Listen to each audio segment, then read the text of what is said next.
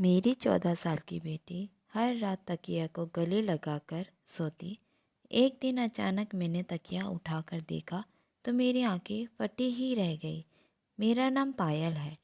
मैं एक गरीब घर की लड़की हूँ। मेरे माता पिता ने एक अमीर आदमी से मेरी शादी करवा दी।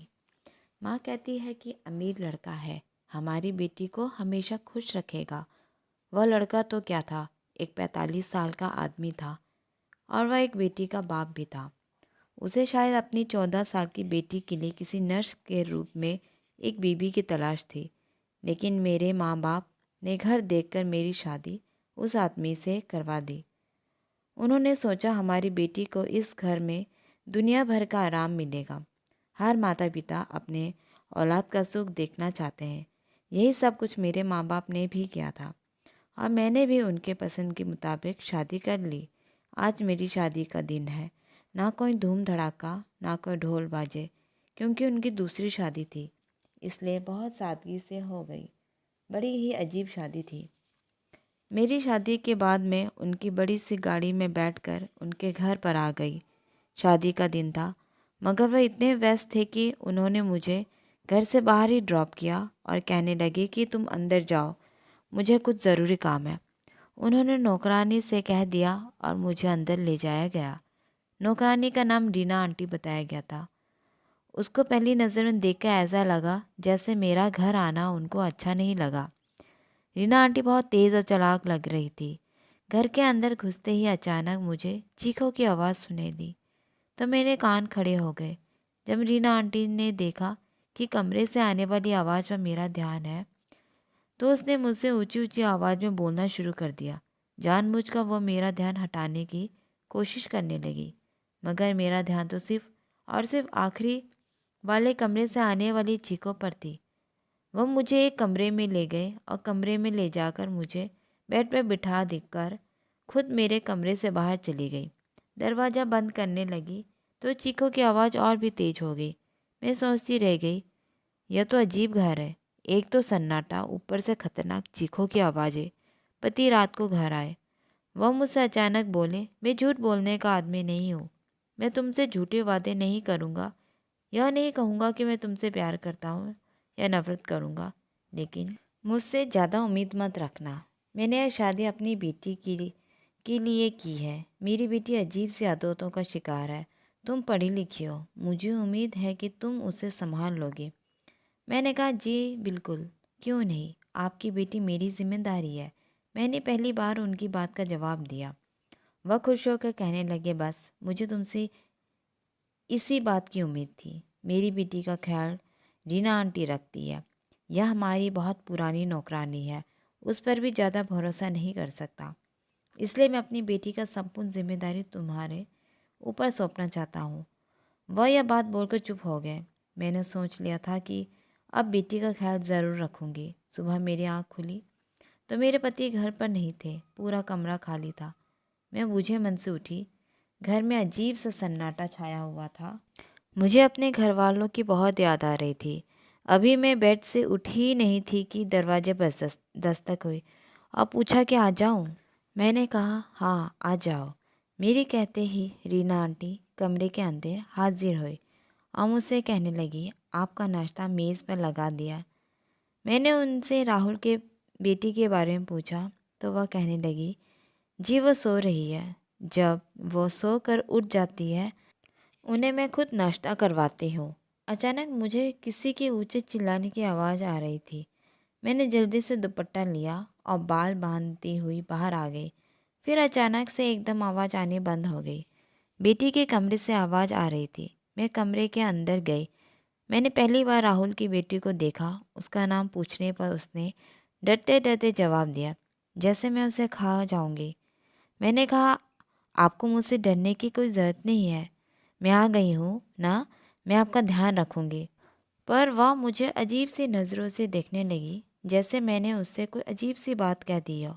उसने कहा, सच क्या आप मेरा ख्याल रखेंगे? उसने मेरी तरफ धैर्य से देखते हुए कहा। मैंने कहा, हाँ क्यों नहीं, तुम बहुत प्यारी बच्ची हो, मैं आपकी हर बात मानूंगी। मैं उसे प्यार से देखने लगी। वह वाकई बहुत मासूम बच्ची थी। मैंने मुन्नी से थोड़ी बहुत बातों से अंदाज़ा लगा लिया था कि रीना आंटी कुछ तो छुपा रही है। मुझे इस बात का राज जानना था। मैंने धीरे धीरे ही मुन्नी के कमरे में आना जाना शुरू कर दिया, मगर मैं हमेशा यह बेहद ध्यान करती कि मेरे जाते ही वह दौड़कर बेड के पीछे तकिए में छिप जाया करती थी।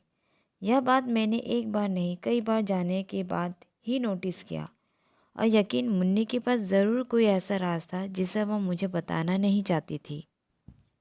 मैं रीना आंटी और मुन्नी पर नज़र रखने लगी। मैं चाहती थी कि मैं इस मामले की तह तक पहुंच जाऊं। दिन गुजरते गए।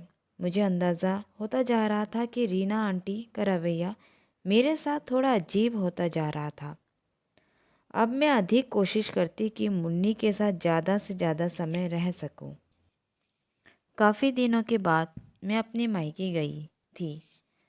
वहाँ से 2-3 दिन के बाद जब मैं घर वापस आई तो मैंने देखा कि मुन्नी का चेहरा पहले से काफ़ी उतरा हुआ था। वह बहुत परेशान लग रही थी। मैंने उसे काफ़ी बार पूछा कि क्या बात, मगर उसने मुझे इस बात का कोई जवाब नहीं दिया। मैं थकी हुई थी, इस वजह से आराम करने के लिए अपने कमरे में जाकर लेट गई। थोड़ी देर बाद उठी तो बाहर किसी की हलचल नहीं थी।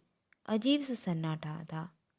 मुझे किसी गड़बड़ी का एहसास हुआ। मैं फ़ौरन ही मुन्नी के कमरे की तरफ गई।